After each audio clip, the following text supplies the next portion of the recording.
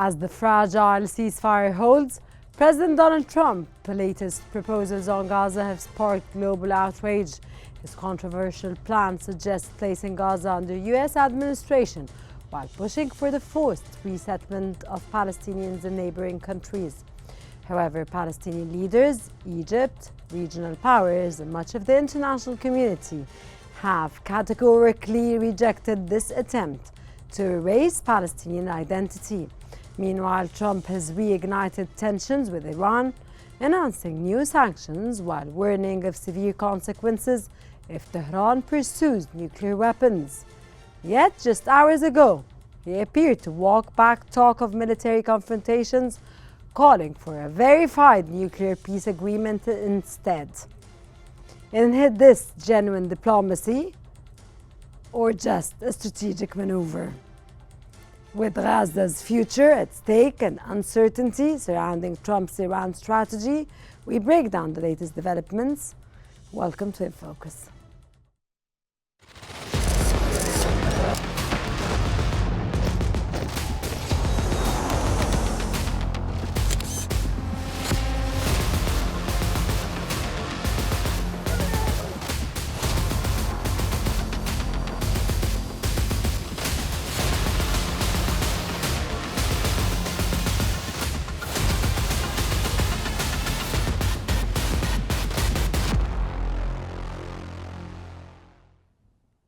In a major policy shift, President Donald Trump has proposed placing Gaza under U.S. control while calling for the resettlement of Palestinians in Egypt and Jordan. This plan has been met with fierce opposition from Palestinian leaders and major Arab states who see it as an attempt to erase their national identity and permanently displace them from their homeland. As The Guardian reports, Palestinians are clear in their rejection of forced displacement, declaring, "We are here and we won't leave."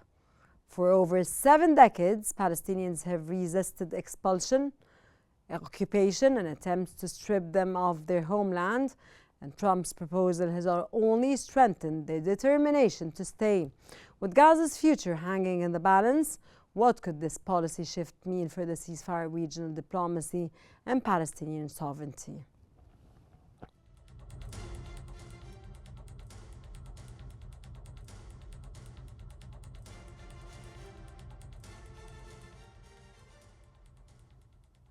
And to discuss this, we are joined by Marco Mossad, non-resident scholar at the Middle East Policy Council.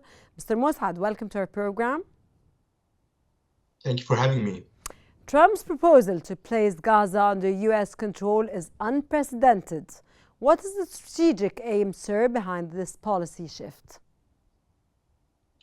Well, yeah, as you mentioned before, this proposal has ignited huge and extreme opposition and condemnation from all regional players, including the Arab leaders, and also from the Gazans themselves. And I think what he's trying to do is to measure the pulse from the international community if they are willing to accept his negotiation lead or not. But I think also what he's doing is to attract or distract the attention from what's going on domestically.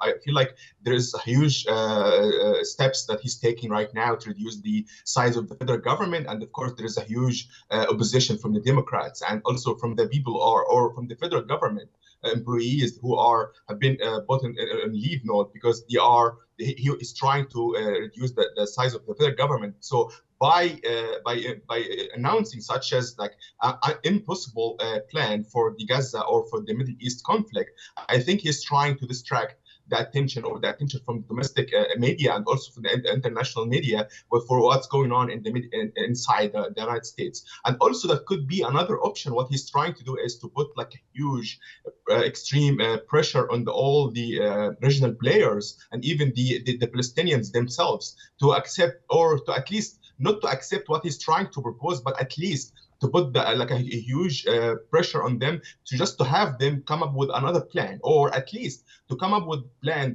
or to offer concessions. Or at least to reach a settlement, sir.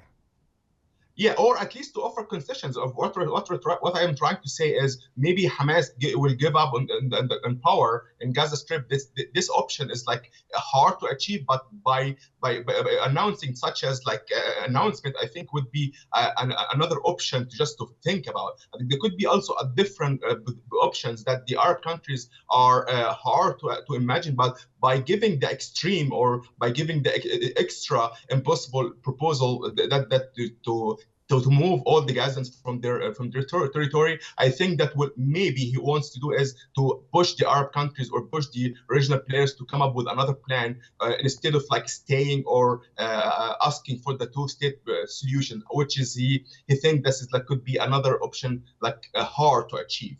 And also another So do you option. think this is possible? I don't think this is possible, and I don't think he's honest by saying that, because I feel like he is trying to do is trying to do what he did with Colombia and different Latin American countries, just to put the maximum pressure on them and then accept what they are trying to offer, as he did also with the Panama government. So I feel like he is trying to do this with the going on in the Middle East, and I don't think he's honest with offering this offer. Even though he's honest by offering this like a chance to just invest so much money in Gaza Strip and then taking over of Gaza, but I think he knows that, and he's been advised that by such steps it's like a violation of international law. But I think if we are trying to analyze what Trump is saying or what's the Trump personas, I think he is trying to put or to deliver a message different than he wants to deliver behind the closed doors. Thank you very much, sir, for your words. Very much appreciated. Sir, Netanyahu has not fully endorsed Trump's plan but is still using it politically. How does this affect his standing, sir, within Israel's coalition government? For sure, like Netanyahu came to the Washington with having like all options to defeat Hamas and then taking over Gaza by different positions, and also trying to defeat Iran, which is like a huge topic in Netanyahu's agenda. And I think by coming to Washington and offering all of these options, he found like that the Trump offered much more than these demands by the Israeli government and by Netanyahu. And I think Benjamin Netanyahu. Sir, why don't we read it another way, or from another perspective, which is Benjamin Netanyahu or Israel pushed Trump into this path? That could be another option as well, because as we know, like the strategic cooperation, the strategic like understanding between the United States and Israel is not like depends on the Democrat or the Republican administration. It's like a long-standing cooperation between the United States and Israel, and the United States is committed to protect Israel, to defend itself. And I think what he's trying to do is to use the negotiation ploy and the negotiation tactics to serve what he wants really to do in the Middle East, and maybe that's Benjamin Netanyahu, sir, right?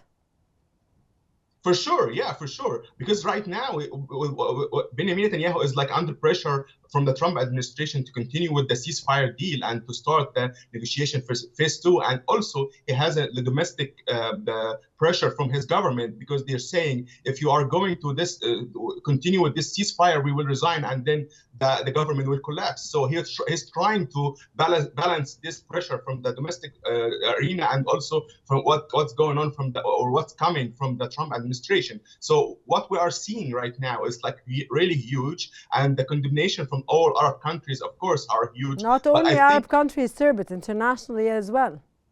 Yeah, for sure.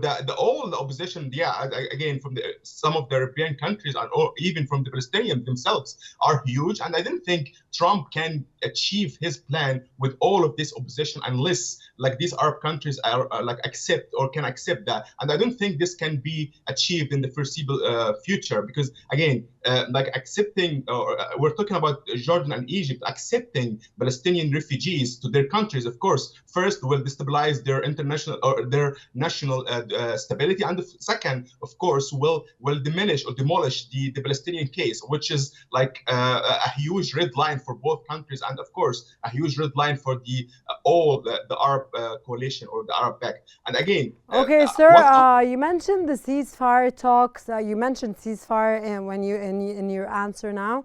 Sir, the ceasefire talks between Israel and Hamas are already fragile. Does Trump's proposal complicate these negotiations further? Which, of course, we read on the scene going on or going to take place soon. It's unclear what implication that will have on the negotiation of the ceasefire, but of course it will affect that. But again, it's for Hamas' interest and it's for Palestinians' interest to continue with this ceasefire, and also not giving any excuse to the Benjamin Netanyahu to go back to war and then start like the side that he started October 8th, 2023. So what I'm trying to say, of course, what happened last night between Benjamin Netanyahu and Trump, of course, like affect all of the ongoing ambitions from the United States under the Trump administration. First, to continue with the ceasefire, and second, to come back to the normalization relationship between the United States, the Saudi, and also the Israelis. It's huge part of the foreign policy for the Trump administration, or it's a huge part to achieve this normalization between Saudis and Israelis. Why?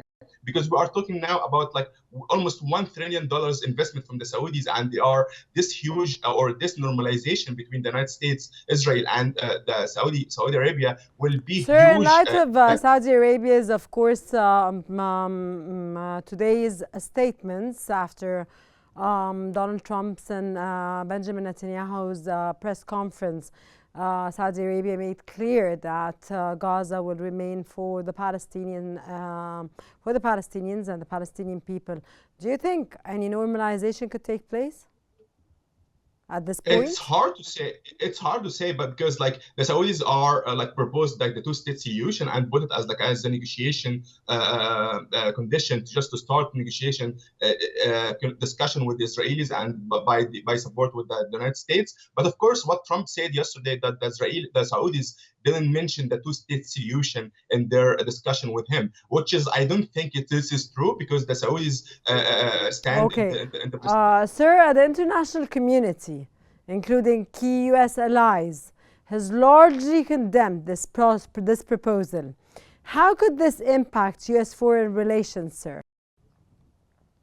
The U.S. foreign relations right now, it's like in a bad situation again because he has like a very bad relationship with his neighbors, even Canada, Mexico, and even the all Latin American countries, and also he has like started like a very bad page with the NATO and the European Union countries. So what he's trying to do is maybe he wants to go so fast without having any strategic plan to have like the foreign policy strategy, but while like his insistence and his ignorance of all like having good relationship with all of these countries will maybe affect him to just maybe take a step back of understanding what's going on, because what he's trying to do is affecting badly the U.S. alliance in the Middle East and also in the European countries, and also will affect him domestically. What he's trying also to do domestically is to, by reducing the size of the federal government by so much drastically, will affect his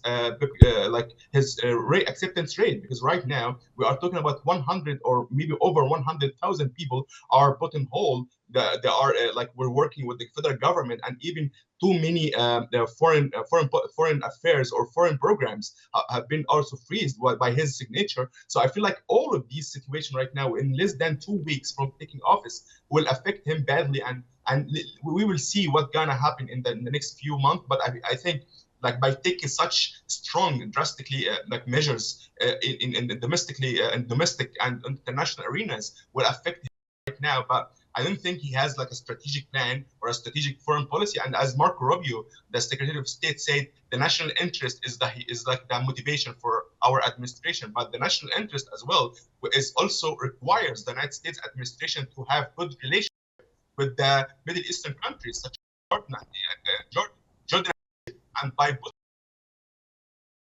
will affect this strategic bilateral relationship between them. Okay, sir, looking ahead, do you see Trump's vision for Gaza gaining traction, sir? Or is it likely to be dismissed as political narrative, sir?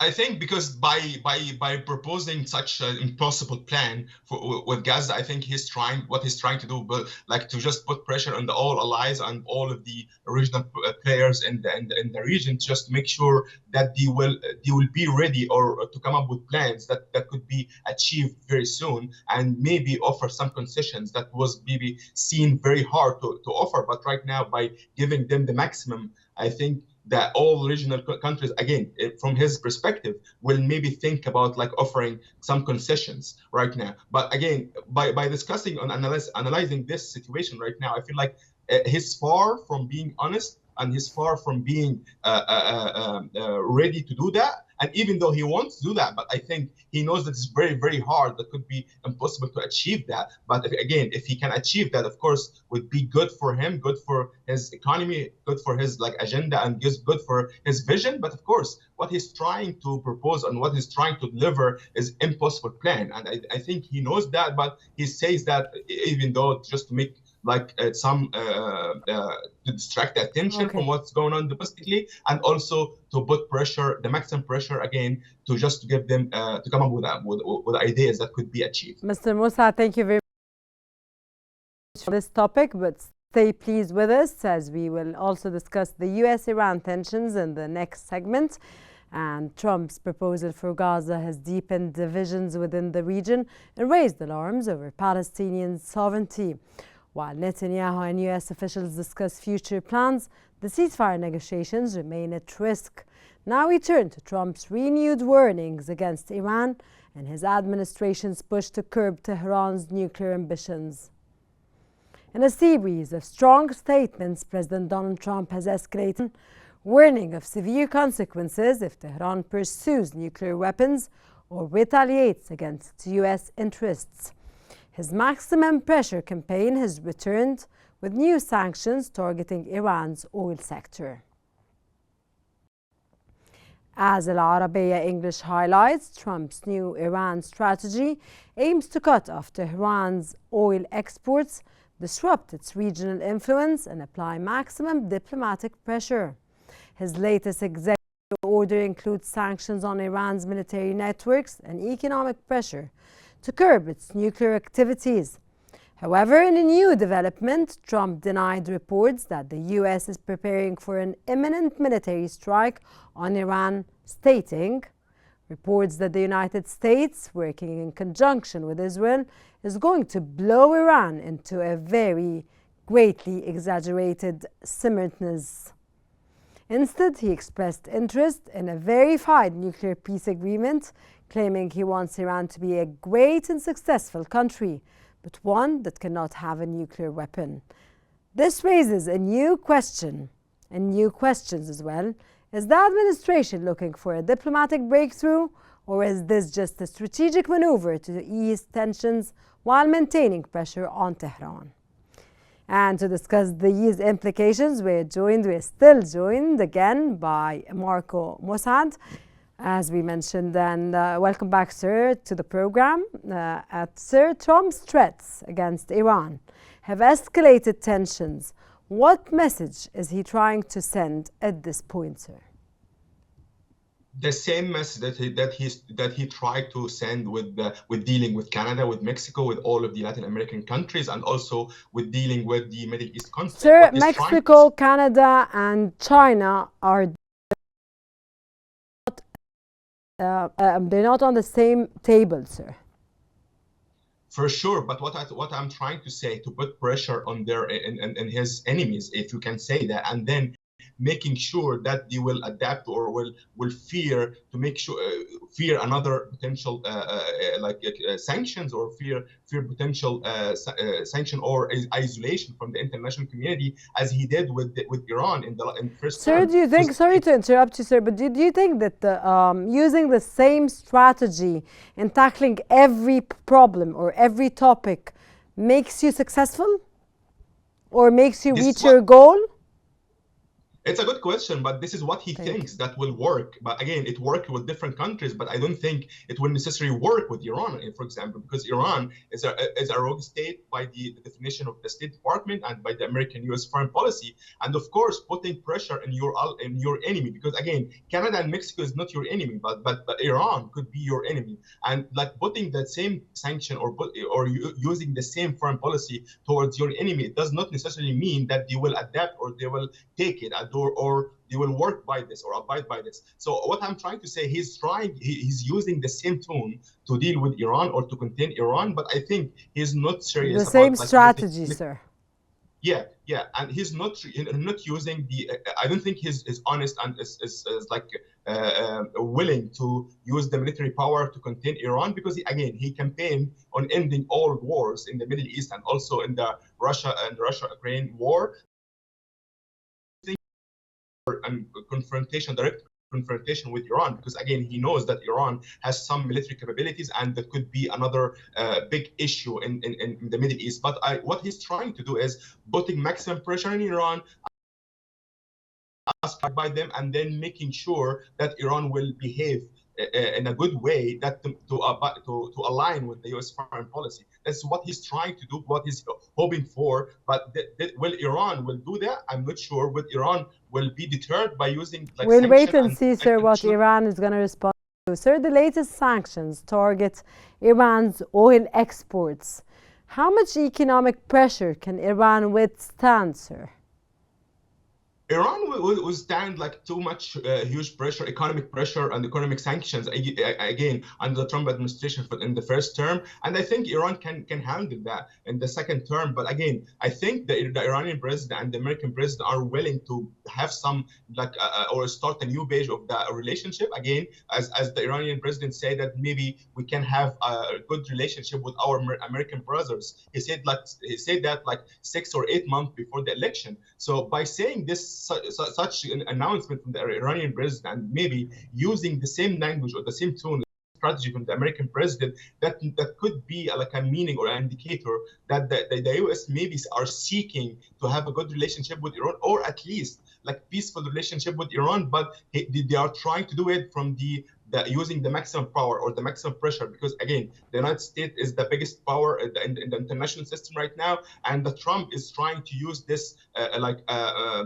strength to achieve peace through strength. This is his foreign policy strategy. So I think he's not really want to start a new confrontation with Iran, but again by playing the old game of like imposing sanctions and like putting isolation in Iran, that could put Iran under pressure, and maybe could Iran push Iran towards like to deal peacefully with the American interest in the region, and it could be also to stop the supply chain with their militias in the Middle East, as we have seen. Also, of course, Iran has been weakened in Syria and Lebanon, and maybe there's no tie right now between Iran and Hamas. So that could be a good indicator for the American administration to build on that, and then maybe have a good or better relationship with Iran. Okay, sir. Trump's latest statement insists he doesn't want war and prefers a peace deal despite his latest escalations of sanctions.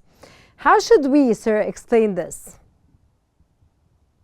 Yeah, again, what he says that, or what he thinks that by using sanctions and using like putting tariffs in different countries will make them do what he wants. As again, he achieved that in Canada and Mexico and different countries, but it doesn't mean that he can do that with China, for example, with Iran, for example, because again, these countries are like they're like obvious enemies for the United States, and doesn't mean that putting this pressure or using the same strategy will help them to like work with you or abide by your requirements. But again, using this strategy, I feel like it's like away from having a strategic U.S. foreign policy towards the Middle East. Again, what we were struggling under the Biden administration, that the lack of a strategic foreign policy towards the Middle East, he was like dealing with the Middle East day by day. And I feel like right now it's different, or a shift from the Biden administration to having like this huge language or using sanctions towards Iran and be so firm with all of the foreign policy strategy. But again, we are not talking about having foreign policy strategy. And I think this will not lead us to anything good or anything better than what we have seen under the Biden administration. Okay, Again, sir, because I'm running out of time. Iran insists its nuclear program is for peaceful purposes. How credible is this claim under current developments, sir, from your own perspective, of course, and your take? For sure, Iran has been saying that for years, and of course, the United States does not believe that. And between the Iranian perspective and the United States perspective, there is a huge misunderstanding between the two countries. And what we're trying to say here, or what we're trying to see in the future, that the United States want to make sure that the Iranian nuclear program is for like peaceful purposes, and then we can make sure that the United States or the West can contain Iran for not having the nuclear bomb or nuclear weapons, or not to develop that. So I think this is the main purpose or the main intention by the Trump administration by putting the sanctions, and while between or behind closed door that he wants to have like some sort of confirmation from the Iranian counterparts to make sure that the Iran is trying to behave as a good state and try to have a nuclear program for peaceful purposes, not only for like to develop nuclear weapons. As long as we have this or receive this confirmation from the Iranian counterparts, I think the relationship between these two countries will be in a different place. Sir, I can't thank you enough for your informative knowledge and for your intellectual knowledge, sir. Mr. Mossad, for staying with us. And Trump's renewed stance on Iran has heightened fears of escalation, with sanctions tightening and military threats looming. Whether this leads to negotiations or further conflict remains uncertain. And the question remains, is this genuine diplomacy or just a strategic maneuver? Thank you very much for joining us on In Focus. I'm Rama Qassas. See you next time.